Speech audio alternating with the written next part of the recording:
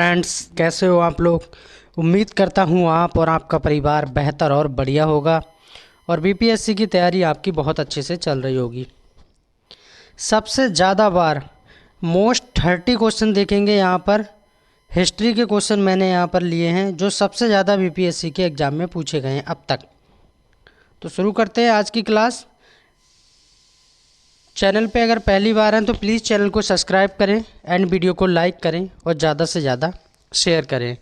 Megasthenes की indica के अनुसार भारतीय समाज में वर्ग थे। क्वेश्चन में पूछा जा रहा है जो मेगस्थनीज ने इंडिका नामक पुस्तक लिखी है उसमें भारतीय समाज में वर्ग कितने थे। भारतीय जो समाज था वो कितने वर्गों में बटा हुआ था। तो आंसर हो जाएगा 7। ए बिल्कुल राइट हो जाएगा। 2 नंबर क्वेश्चन देखेंगे। मौर्य काल की न्यायिक प्रशासन का सर्वोच्च न्यायाधीश होता था। बात हो रही है मौर्य काल की। मौर्य काल की जो न्यायिक प्रशासन होता था उसका सर्वोच्च न्यायाधीश कौन होता था। तो सर्वोच्च न्यायाधीश कौन होता था, राजा का न्यायालय होता था। बी बिल्कुल राइट आंसर हो जाएगा। 3 नंबर क्वेश्चन देखेंगे। कौटिल्य के अर्थशास्त्र में कितने प्रकार के दास होते थे। कौटिल्य ने अर्थशास्त्र, अब आपके माइंड में एक क्वेश्चन आता होगा। एक तो आपको याद रखना है विष्णुगुप्त, एक आपको विष्णुगुप्त याद रखना है, एक कौटिल्य और एक चाणक्य। ठीक है, कौटिल्य, विष्णुगुप्त और चाणक्य ये तीनों एक ही बंदे के नाम है, कंफ्यूज नहीं होना है। और क्या लिखा है इन्होंने, अर्थशास्त्र को लिखा है। तो कौटिल्य के अर्थशास्त्र में कितने प्रकार के दास हुआ करते थे ये आपको बताना है। तो 9 प्रकार के दास हुआ करते थे। 4 नंबर क्वेश्चन देखेंगे। मौर्य काल का कौन सा अधिकारी मापतौल का प्रभारी था।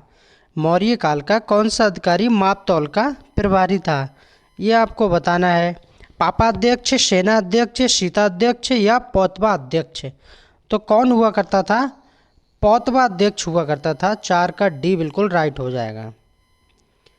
5 नंबर क्वेश्चन देखेंगे। कौन सा बुद्ध के त्रिरत्न में नहीं आता है। अब नहीं आता है इसका मतलब है पहले पता होना चाहिए कि बुद्ध के 3 रत्न कौन से हैं, है ना। बुद्धम संगम धर्मम, बुद्धम संगम धम्मम। ज्ञान नहीं आता है। क्या नहीं आता है, ज्ञान इसमें त्रिरत्न में नहीं आता है। बुद्ध की शरण में जाओ, धर्म की शरण में जाओ, है ना। तो बुद्धम शरणम गच्छामि, धम्मम शरणम गच्छामि।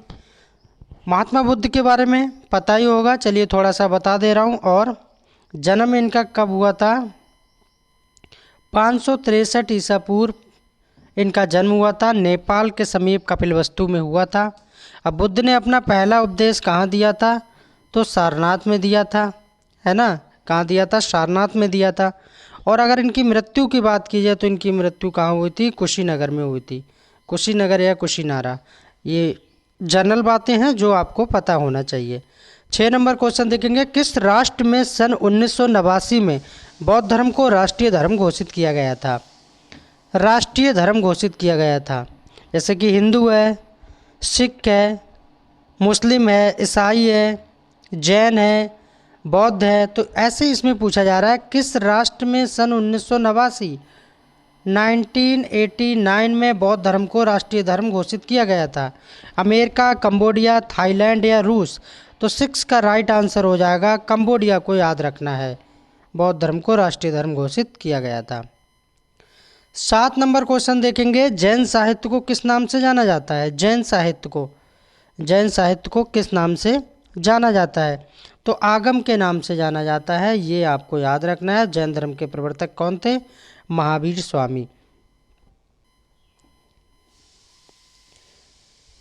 8 नंबर क्वेश्चन देखेंगे। गोंडवाना की कौन सी जाति भारत में आर्य बनी थी। गोंडवाना की कौन सी जाति भारत में क्या बनी थी, आर्य बनी थी। आर्य कौन सी जाति बनी थी, शुरन, तुवर्षु, यदु या अनारी। 8 का राइट आंसर हो जाएगा शुरन। कौन सी जाति थी, सूरन जाति थी। ए बिल्कुल राइट हो जाएगा। और प्लीज़ अगर मेरा पढ़ाया हुआ आपको अच्छा लग रहा है और आपके एग्ज़ाम की दृष्टि से बहुत सही है तो प्लीज़ वीडियो को लाइक कर दीजिए एंड कमेंट में लिख दीजिए हाँ सर ठीक है। सामवेद में मौलिक मंत्रों की संख्या कितनी है ये आपको बताना है। अच्छा, वेदों की संख्या कितनी है, तो आप कहेंगे सर 4 है। ऋग्वेद, सामवेद, यजुर्वेद और अथर्ववेद। वेदों की सबसे पुराना वेद कौन सा है? ऋग्वेद है। संगीत का वेद कौन सा है? सामवेद है। तो पूछा जा रहा है कि सामवेद में मौलिक मंत्रों की संख्या कितनी है, ये आपको बताना है। तो 75 यानी कि 75 मंत्रों की संख्या है। 10 नंबर क्वेश्चन देखेंगे, किस ग्रंथ में अशोक ने स्वयं को क्षत्रिय बताया है? सम्राट अशोक की बात हो रही है। किस ग्रंथ में अशोक ने स्वयं को क्षत्रिय बताया है? दिव्यावादन, दीपवंश, अशोकावादन या महावंश? तो किस में बताया है? दिव्यावादन में बताया है। दिव्यावादन, दिव्यावादन। ए बिल्कुल राइट हो जाएगा इसका आंसर 10 का। 11 नंबर क्वेश्चन देखेंगे, निम्नलिखित में से किसे मृतकों का टीला कहा जाता है? मृतकों का टीला, ये क्वेश्चन बहुत बार पूछा हुआ क्वेश्चन है, रिपीटेड क्वेश्चन है। मृतकों का टीला किसको कहा जाता है? मोहनजोदड़ो को कहा जाता है। 11 का सी सही हो जाएगा, मोहनजोदड़ो। 12 नंबर क्वेश्चन देखेंगे, छठी बौद्ध संगति का आयोजन स्थल था। छठी बौद्ध संगति की बात हो रही है, इससे पहले इसका मतलब 5 बौद्ध संगतियां हो चुकी हैं। तो छठी बौद्ध संगति कब हुई थी, ये आपको बताना है। कन्नौज में हुई थी। कहाँ पर हुई थी? कन्नौज में। पहली बौद्ध संगति कब हुई थी? 483 ईसा पूर्व। दूसरी कब हुई थी? 383। और तीसरी कब हुई थी? 250। और चौथी कब हुई थी? लगभग 78 ईसा पूर्व हुई थी। अब इसका वो भी पूछ लिया जाता है कहाँ हुई थी। पहली कहाँ हुई थी? तो राजगृह में हुई थी। कहाँ हुई थी? राजगृह में हुई थी। और दूसरी कहाँ हुई थी? दूसरी हुई थी वैशाली में हुई थी। दूसरी वैशाली में हुई थी। और तीसरी कहाँ हुई थी? पाटलिपुत्र में हुई थी। पाटलिपुत्र, पाटलिपुत्र में हुई थी। और चौथी कहाँ हुई थी? कुंडन वन में हुई थी। चौथी कुंडन वन में हुई थी। तो पहली 483, दूसरी 383 और तीसरी 250 ईसा पूर्व और चौथी 78 ईसा पूर्व। इस तरह से ये पता होना चाहिए किसके समय में हुई। तो ये वाली जो पहली वाली हुई है ये अजातशत्रु के समय में हुई है, और दूसरी कालाशोक के समय में हुई है, और तीसरी अशोक के समय में हुई है, चौथी कनिष्क के। और इसकी मैंने एक ट्रिक भी बताई थी, आ का आ से क्या हो जाएगा? अजातशत्रु, का से कालाशोक, आ से अशोक, का से कनिष्क। इस तरह आप याद रख सकते हैं। 13 नंबर क्वेश्चन देखेंगे, देवान प्रिय की उपाधि किस शासक ने धारण की थी? देवान प्रिय की उपाधि किस शासक ने धारण की थी? चंद्रगुप्त मौर्य, बिंदुसार या अशोक या इनमें से कोई नहीं? 13 का राइट आंसर हो जाएगा अशोक को याद रखना है, अशोक।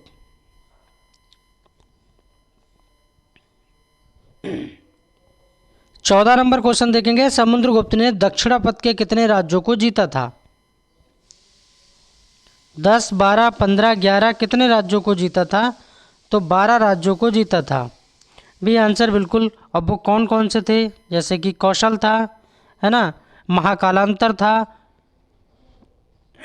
एडपल था, काची था, म्युक्त था, बेड़ी पावलक था, देवराष्ट्र था, ये ऐसे थे। 15 नंबर क्वेश्चन देखेंगे, इलाहाबाद स्तंभ लेख का रचनाकार था। इलाहाबाद स्तंभ लेख का रचनाकार कौन था? कालिदास, हरिश्रेण, श्रीगुप्त, बसभट्टी। 15 का राइट आंसर हो जाएगा हरिश्रेण था। कौन था? हरिश्रेण।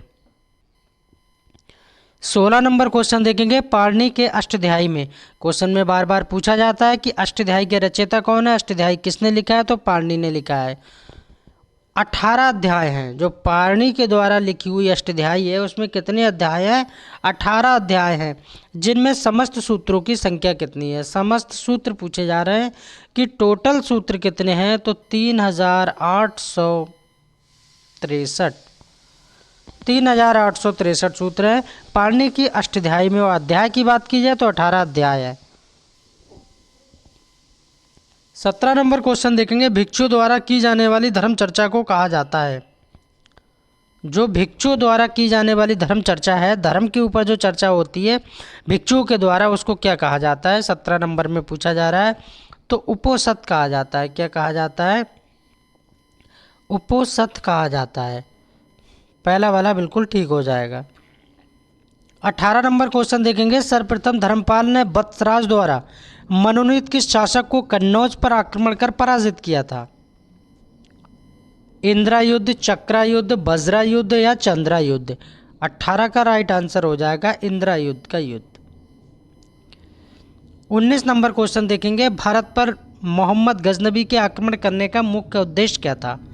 ये क्वेश्चन बहुत अच्छा क्वेश्चन है, कई बार पूछा गया है, पीसीएस तक में ये क्वेश्चन पूछा गया है कि भारत पर मोहम्मद गजनबी के आक्रमण करने का मुख्य उद्देश्य क्या था?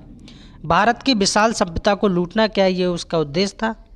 भारत में गजनबी शासन की स्थापना करना, क्या ये उद्देश्य था? भारत के मंदिरों का विनाश करना, क्या ये उद्देश्य था? या भारत में तुर्कों का साम्राज्य स्थापित करने में मदद करना? तो 19 का राइट आंसर हो जाएगा भारत की विशाल सभ्यता को लूटना, ये उसका उद्देश्य था। अल बरूनी किसके राज दरबार से संबंधित था? किसकी बात हो रही है? अल बरूनी की बात हो रही है। मोहम्मद गौरी, महमूद गजनबी, कुतुबुद्दीन ऐबक, गयासुद्दीन बलबन। 20 का राइट आंसर हो जाएगा महमूद गजनबी। बी बिल्कुल राइट हो जाएगा। अल बरूनी किसके दरबार में आया था? महमूद गजनबी के। 21 नंबर क्वेश्चन देखेंगे। 21 नंबर, दिल्ली सल्तनत के सुल्तानों में पहली बार दिल्ली राजधानी ले जाने का श्रेय प्राप्त है? किसको प्राप्त है, ये आपको बताना है कि किसको प्राप्त है। दिल्ली सल्तनत की बात हो रही है, पहली बार दिल्ली राजधानी इल्तुतमिश, कुतुबुद्दीन ऐबक, रजिया सुल्तान या बलबन। 21 का राइट आंसर हो जाएगा इल्तुतमिश। इल्तुतमिश की बेटी का क्या नाम था? रजिया सुल्तान था। क्या नाम था? रजिया सुल्तान, जो 1236 से लेके 40 तक शासन किया था, यानी 4 वर्ष शासन किया था रजिया सुल्तान ने। इल्तुतमिश की बात की जाए तो इल्तुतमिश ने कितना शासन किया था? 1211 से 1236 तक शासन किया था इल्तुतमिश ने। ये आपको याद रखना है। और ये कुतुबुद्दीन ऐबक का कौन था? दामाद था, ये याद रखना है। 22 नंबर क्वेश्चन देखेंगे। दिल्ली सल्तनत का कौन सा सुल्तान लाख बख्श के नाम से जाना जाता था? लाख बख्श की संज्ञा दी जाती थी। जैसे कि जिंदा पीर किसको कहा जाता है? जिंदा पीर का भी नाम आता है कि जिंदा पीर किसको कहा जाता है? औरंगजेब को कहा जाता है। कलंदर किसको कहा जाता है? बाबर को कहा जाता है। तो ये मुगल काल से संबंधित बादशाह थे जिनको उपनामों से संबोधित किया जाता था। 22 का राइट आंसर क्या हो जाएगा? कुतुबुद्दीन ऐबक बिल्कुल इसका ठीक हो जाएगा। दिल्ली सल्तनत का कौन सा सुल्तान लाख बख्श के नाम से जाना जाता था? कुतुबुद्दीन ऐबक को कहा जाता था। 23 नंबर क्वेश्चन देखेंगे। कुतुबुद्दीन ऐबक के राज दरबार में कौन प्रसिद्ध विद्वान रहता था? कुतुबुद्दीन ऐबक की बात हो रही है। कुतुबुद्दीन ऐबक के राज दरबार में कौन प्रसिद्ध विद्वान रहता था, ये बताना है आपको। तो हसन निज़ामी रहता था, हसन निज़ामी का नाम आता है।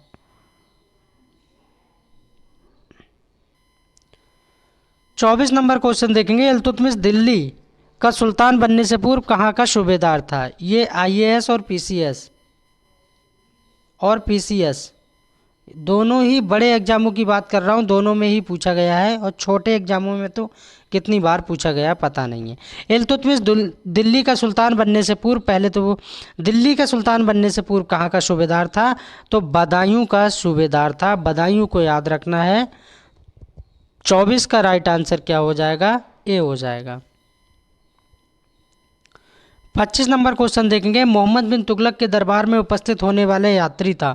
Mohammad bin Tughlaq, Niccolo Conti, Afanasy Nikitin, Marco Polo या इब्न बतूता। 25 का राइट आंसर हो जाएगा इब्न बतूता।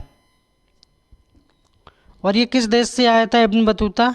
मोरक्को देश से आया था, ये भी पता होना चाहिए। इसकी पुस्तक पूछ ली जाती है, क्या पुस्तक थी इसकी? रेहला इसकी पुस्तक थी। ये बार बार पूछा जाता है एग्जाम में कि रेहला पुस्तक किसने लिखी है? इब्न बतूता ने लिखी थी। और ये किसके दरबार में आया था? मोहम्मद बिन तुगलक के। 26 नंबर क्वेश्चन देखेंगे। भारत का वह प्रथम शासक कौन था जिसने सुल्तान की उपाधि धारण की थी? सुल्तान की उपाधि धारण किसने की थी? मोहम्मद गौरी, महमूद गजनबी, कुतुबुद्दीन ऐबक, इल्तुतमिश। 26 का राइट आंसर हो जाएगा महमूद गजनबी ने की थी। 27 नंबर क्वेश्चन देखेंगे। जब मैं किसी तुच्छ परिवार के व्यक्ति को देखता हूँ, ये सेंटेंस, ये वाक्य, ये लाइनें दी है जिसको आपको पहचानना है। जब मैं किसी तुच्छ परिवार के व्यक्ति को देखता हूँ तो मेरे शरीर की प्रत्येक नाड़ी क्रोध से उत्तेजित हो जाती है। ये कथन किसका है? ये सेंटेंस, ये वाक्य किसका है? ये आपको बताना है 27 नंबर में। तो गयासुद्दीन बलबन की बात आती है, बलबन को याद रखना है। बलबन का वास्तविक नाम भी पूछा जाता है, तो बहाउद्दीन उसका वास्तविक नाम था। बहाउद्दीन, बहाउद्दीन उसका बचपन का वास्तविक नाम था। और बलबन के टाइम पीरियड की बात की जाए 1265 से लेके 1200 86 तक बलबन ने शासन किया था। 28 नंबर क्वेश्चन देखेंगे, मैं मुसलमान के सिर के प्रत्येक बाल को रणथौर जैसे सैकड़ों किलो से भी मूल्यवान मानता हूँ। ये सेंटेंस किसका है, किसने ऐसा कहा है? जलालुद्दीन खिलजी, गयासुद्दीन तुगलक, बलबन फिरोज शाह तुगलक। 28 का राइट आंसर हो जाएगा गयासुद्दीन तुगलक। इस वीडियो का सेकंड लास्ट क्वेश्चन देखेंगे। वीडियो अगर अच्छी लग रही है तो प्लीज़ सभी भाई बहन पूरी ईमानदारी के साथ वीडियो को लाइक तो ज़रूर करेंगे। ये निःशुल्क प्लेटफॉर्म है। बीपीएससी क्या, मैं शुरू से ही निःशुल्क पढ़ा रहा हूँ आपको, कोई किसी से पैसे की बात तो नहीं करता हूँ और ना ही करूँगा। 29 नंबर में देखेंगे, इल्तुतमिश ने अरबी ढंग का एक नया सिक्का यानी टका चलाया था। यह सिक्का निर्मित था, किससे बना हुआ था? क्या क्या इसमें सोना चांदी, केवल सोना, केवल चांदी या पीतल या चांदी? तो किससे मिला हुआ था ये बताना है। तो किससे? सोना और चांदी से मिला हुआ था। किसकी बात हो रही है? टक्का की बात हो रही है। लास्ट क्वेश्चन देखेंगे इस वीडियो का, बलबन किस सुल्तान के राज्य का वास्तविक संचालक था? बलबन नसरुद्दीन महमूद, बहराम शाह, मशहूद शाह, जलालुद्दीन। 30 का राइट आंसर हो जाएगा नसरुद्दीन महमूद। 30 में से आपका कितना स्कोर जा रहा है कमेंट करके सभी भाई बहन बताएंगे। मिलते हैं नेक्स्ट वीडियो में, नेक्स्ट क्लास में। Thanks for watching. Please subscribe my channel.